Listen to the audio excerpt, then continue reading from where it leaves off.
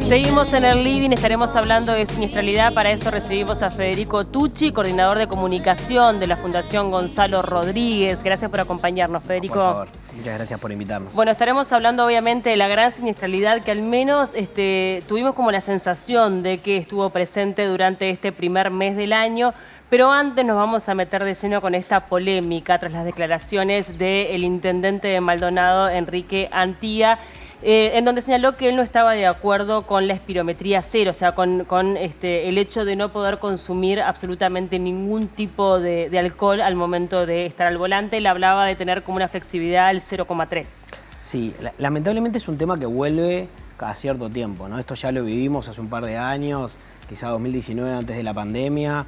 También había como un ruido de generar un cambio en la ley justamente para esto. Por suerte no pasó.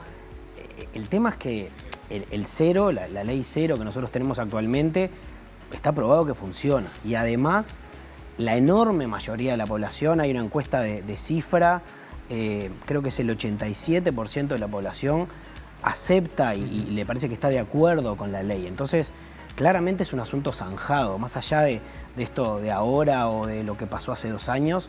Me parece que desde la Fundación lo que entendemos es que tenemos que centrarnos en no seguir discutiendo esto que claramente funciona y que en general lo aceptamos como sociedad, sino en qué nos está faltando para adelante. Nos está faltando mejoras en infraestructura, vehículos más seguros, claramente fiscalización, y dejar de hablar del tema del alcohol que todos entendemos que no debería ser compatible a la hora de manejar. Pero ¿qué tan negativo es el impacto que un representante de un departamento lo diga públicamente? Y bueno, en general no ayuda, ¿verdad?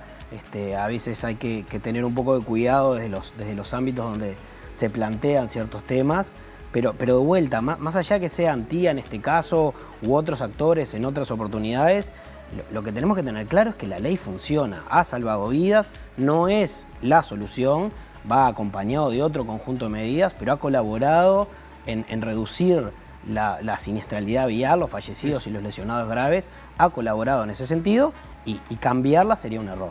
En ese sentido hay datos, ¿no? Sí. Datos y fuentes empíricas que muestran que el cambio fue para bien, que fue positivo. De hecho, a ver, en Uruguay lo que tenemos es una tendencia a la baja en ciertos números. No todos los años baja, no estamos ni cerca de los números que deberíamos tener o que a los que nos comprometimos como país, pero hay una tendencia a la baja. Y desde enero del 2017, que es cuando se entra a fiscalizar la ley, hay una tendencia más pronunciada todavía. O sea, el inicio de la fiscalización de la ley hace que efectivamente tengamos menos fallecidos y menos lesionados graves por siniestros de tránsito, lo cual efectivamente quiere decir que la gente dejó de consumir alcohol a la hora de manejar. Bien, hablábamos antes de estar al aire el hecho de que teníamos como esa sensación de que enero comenzó con un montón de siniestros con resultados fatales. Los números son similares a los del año pasado, sí, ¿no? En general son muy parecidos a los del año pasado, por lo menos los primeros 15, 20 días, que recordamos que UNACEF salió como a dar como una especie de reporte de la primera quincena o los 20 días, no difieren mucho. Lo que pasa es que en enero en general lo que vemos son como más espectaculares los siniestros, ¿sí?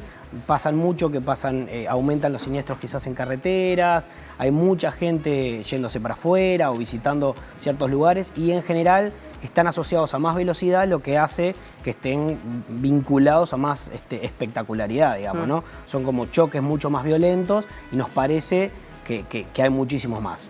Igual siguen siendo números altísimos, que no deberíamos aceptarlos de ninguna forma. El otro día vino un perito aquí al programa y mencionaba eso, ¿no? De que si bien los datos y las cifras eran similares año a año, sentía como que había una mayor violencia a la hora del tránsito. ¿Ustedes tienen la misma percepción? Sí, a ver, a veces son como percepciones, ¿no?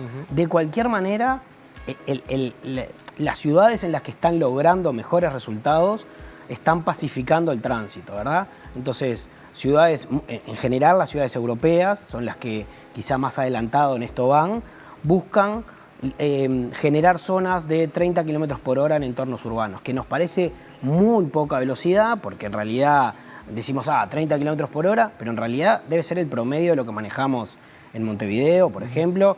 Un transporte público, un ómnibus en Montevideo no supera los 15 kilómetros por hora de promedio y en general la gran mayoría de Montevideo son 45 la máxima. Claro. Entonces 30 kilómetros no parece muchísimo más. Sin embargo, esa diferencia hace que en el caso de un siniestro, en el caso de un atropellamiento, estemos entre la vida y la muerte. Y a veces superar mucho más esos límites hace que sean mucho más violentos los siniestros. Entonces, bien, sí, pasa un poco eso. También se dio este verano, un siniestro con un resultado fatal de un ómnibus.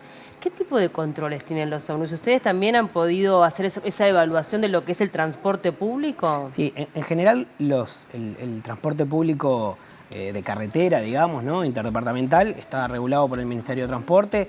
Han salido muchas autoridades del Ministerio de Transporte a hablar sobre los controles que hacen. Más allá de eso, claramente tenemos que tener una discusión sobre la infraestructura que tenemos y los vehículos que tenemos. Los años de vigencia, sí, ¿no? Y además un poco los vehículos, si efectivamente, por más que haya pasado los controles, claramente el vehículo no está en condiciones. Hoy yo estaba viendo un video que se grabó adentro del ómnibus, y claramente se mueve muchísimo. No, es llamativo como el chofer no paró el vehículo y dijo, esto no lo puedo manejar. Claro, ahí hay un montón de actores, por eso nosotros hablamos mucho de sistemas seguros, que es como una manera, no es nueva, pero quizás es nueva para Uruguay, de involucrar a todos. Claro, ¿no? Exacto. Porque si no, siempre la culpa la tiene son solo alguien, los conductores, claramente hay gente que diseña los vehículos, hay gente que diseña las vías, pero también están las autoridades que controlan. Claro. Entonces, cuando yo tengo a todo el sistema trabajando, puede ser que el chofer o puede ser que, digamos, el ministerio pase un control por arriba, pero el resto del sistema cubre ese error, digamos. Entonces, en eso hay que trabajar, en los sistemas seguros. ¿Qué es lo que está faltando a nivel de la población para el 2024 no sea el mismo que el 2023 y el 2022? ¿Es educación? ¿Es información? ¿Es mayor control? Sí, a ver, de vuelta, nosotros creemos que la manera en que encaramos la seguridad vial no es la correcta. Bien. Digamos, tenemos que... Hay un paradigma de cómo ver la seguridad vial que es, si vos haces lo que tenés que hacer, si vas a la velocidad correcta, si usás el cinturón de seguridad, no te va a pasar nada. Y es un paradigma que tiene por lo menos 30 años de antiguo en el mundo. Hace 30 años se dieron cuenta que ya eso no estaba funcionando y crearon un nuevo paradigma, en general, ya te digo, las ciudades europeas y los países europeos, que se llama sistemas seguros. Que es esto, ¿no?, de involucrar a todos los del sistema. ¿Qué nos está faltando a nosotros los uruguayos? No es tanto el comportamiento de las personas que sí claramente tienen que conocer las reglas y acatarlas y manejar correctamente y cruzar por donde debemos de cruzar, pero también hay otros actores involucrados que son a veces mucho más responsables. Por ejemplo, los que diseñan las vías, por ejemplo, las autoridades. Está claramente faltando fiscalización, tanto en carreteras, pero también en ciudades, ¿verdad? Las cámaras tienen un elemento, las cámaras de seguridad tienen un elemento importante de control, pero solo controlan velocidad y luces de semáforo. Claro. Hay otro aspecto de la seguridad vial que no los estamos viendo, desde documentos hasta cinturón de seguridad. ¿Y el celular es el gran problema al momento de manejar? Sí, claro, es un distractor que además está prohibido de utilizar, pero de vuelta, es la única forma de controlarlo es mediante la fiscalización. Porque muchas veces tendemos a creer de que bueno, con educación capaz que se soluciona, pero el problema es que todos ya lo sabemos, no es un conocimiento nuevo, no es que nos van a enseñar algo que no sabemos. En realidad, todo el mundo tiene claro que si tomo y después manejo va a estar mal, o que si voy sin cinturón estoy mal, o que si miro el celular claramente me distraigo. No es un conocimiento nuevo que me va a revelar algo llamativo. El problema es que nadie me fiscaliza, claro. Y si nadie me fiscaliza, lo voy a seguir haciendo. Y con respecto a, hablábamos también el otro día de lo que son las libretas de conducir, por ejemplo, una persona con 15 clases saca la libreta de conducir, que además la libreta de conducir está enfocada al manejo de la ciudad solamente, por ejemplo. ¿No es necesario que se pongan más controles en ese sentido para que la persona que saque la libreta realmente tenga el conocimiento de lo que es manejar en ruta, de la diferencia que tiene con la ciudad? En fin, que sea más abarcativo también. Sí, claramente tenemos, si bien hay una mejora, ¿no? Hace unos años ni siquiera te eran obligatorias las clases, por ejemplo, para sacarle licencia de conducir. Y este año aparentemente va a terminar saliendo la licencia por puntos, que es algo sumamente positivo y que estamos seguros de que va a colaborar en ese sentido porque unifica, en vez de tener 19 maneras de sacar la licencia diferentes o 19 formas de penalizar las infracciones, eso lo va a unificar y va a estar bueno. Claramente igual la educación a la hora de sacar la licencia es fundamental. Hay países que estás mucho tiempo para sacar la licencia, que tenés que pasar muchas más pruebas, que tenés que tener mucho más control del vehículo. El conocimiento que tiene que tener el conductor es importante, no es necesariamente lo más importante, pero sí es o lo único, exacto, pero sí es importante, no dejarlo al azar, no con 10 clases aprender a salir a andar en la ruta o en la ciudad, que también tiene un componente importante de siniestros. Nuestra productora Vale Brindisi nos trasladaba también esa inquietud vinculada con el cinturón de seguridad o la sillita en el caso de los niños, que no siempre se respeta y se fiscaliza también bastante poco, ¿verdad? Sí, en general entendemos que hay como poca fiscalización, tanto de cinturón de seguridad, que igual ya lo tenemos como mucho más incorporado, ¿verdad? A veces ya tenemos claro que nos subimos al auto y nos ponemos el cinturón, no tanto así en los sistemas de retención infantil. Nosotros tenemos un estudio que marca que más o menos la mitad de los niños que viajan en auto hasta los 5 años utilizan un sistema de retención infantil, son números relativamente buenos, pero de más de 5 años baja al 3%, que son números realmente malos. Nos queda mucho para trabajar todavía y mejorar en ese sentido. Y con respecto a los vehículos, ¿se fiscaliza la situación? Vemos, ¿no?, circular varios vehículos que están en mal estado o que no deberían estar circulando. En ese sentido, ¿cómo analiza la Fundación la flota vehicular? Y sobre todo también los que vienen nuevos, ¿no? Que muchos de ellos no tienen una calificación importante en cuanto a seguridad. No, claramente. Hay un componente en esto que hoy hablábamos de los sistemas seguros, que son los vehículos seguros.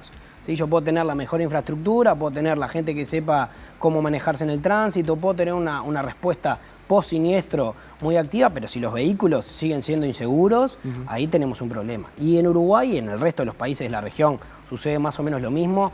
Pensemos en autos, pero también pensemos en motos, que hoy es prácticamente la mitad de los fallecidos son motociclistas en Uruguay.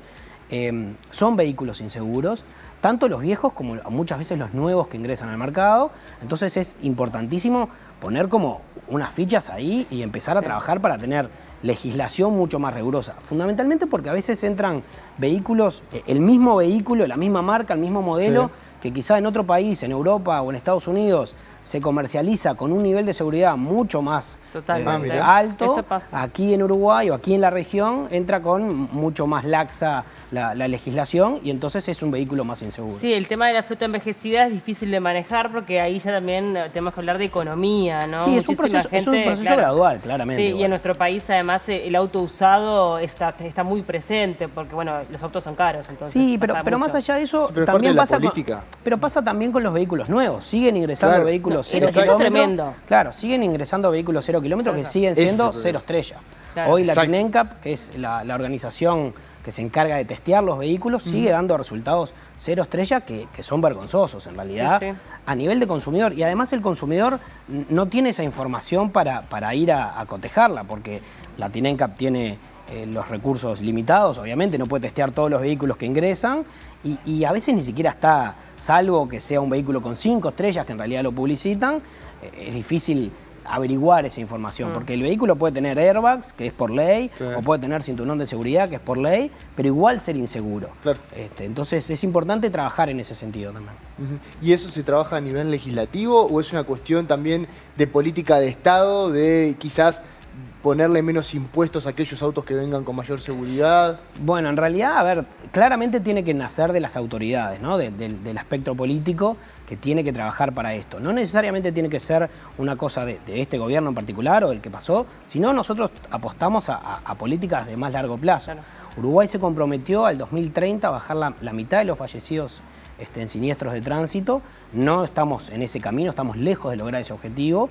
Por lo tanto, nos parece clave que las autoridades se reúnan y generen una política de Estado en este sentido, porque es posible hacerlo. Hay otros países que lo están logrando y que tienen índices que se encaminan a lograr esos objetivos, y Uruguay tiene todo para hacerlo, porque tiene en general buena infraestructura, tiene un marco político que por más que tengamos partidos diferentes, pueden ponerse de acuerdo en un montón de cosas, tenemos ciertos recursos económicos como para hacerlo. Bueno, es hora de dar el siguiente paso y hacerlo. Pauli, perdón, en ese sentido, una autoridad de la UNACEF vino al programa y en ese sentido hizo referencia de que se estaba intentando de que sea una unidad ejecutora y que pueda trabajar por sus propios medios, teniendo en cuenta que hoy, para tomar una decisión a nivel del tránsito, hay que generar una serie de acuerdos, por ejemplo, con el Congreso de Intendentes, que son 19 intendentes que cada uno tiene sus intereses y allí es difícil de poder concretar. En ese sentido, ¿ustedes apoyan esa intención de que sea una unidad ejecutora? Sí. Claramente, primero, nosotros siempre reclamamos que UNACEF no tenía un presupuesto acorde. Creo que este es uno de los primeros años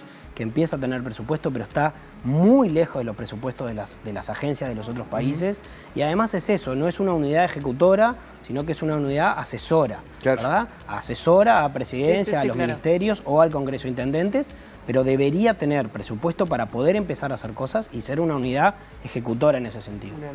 Recién mencionabas, sobre todo antes de estar al aire, el tema de la siniestralidad vinculado con la pobreza. Me parece interesante que puedas exponer esa idea. Porque de repente son datos que la mayoría de las personas pasan desapercibidos. Sí, a veces entendemos, nos cuesta vislumbrar, ¿no? Nos cuesta darnos cuenta cuánto nos cuesta efectivamente la siniestralidad vial. En Uruguay cuesta al año 1.500 millones de dólares. Eso es lo que nos salen los fallecidos y los lesionados en Uruguay. Obviamente camas de hospital, recuperaciones, seguros, etcétera, etcétera. Pero eso además eso es un componente económico, pero además hay componentes sociales, hay familias que quedan destruidas y la siniestralidad vial está especialmente vinculada, por ejemplo, a la pobreza, que era un poco lo que conversábamos antes de empezar la nota, porque muchas veces lo que pasa es que los lesionados o los fallecidos son los que aportan económicamente al hogar.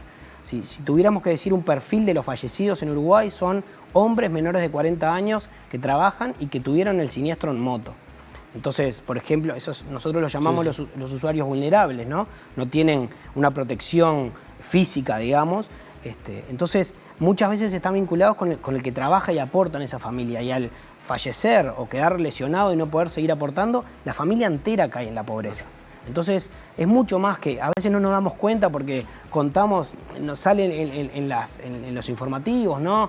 Tal siniestro, tal otro siniestro, y nos cuesta darnos cuenta la globalidad del tema. Pero lo que pasa atrás, ¿no? Claro, hay mucho atrás social y hay mucho atrás económico. Sí, totalmente. Bueno, sin dejar de nombrar obviamente las personas que quedan fallecidas, que quedan, lesionadas, que quedan con secuelas de por vida. Eso modifica su vida, la de su familia. Sin duda.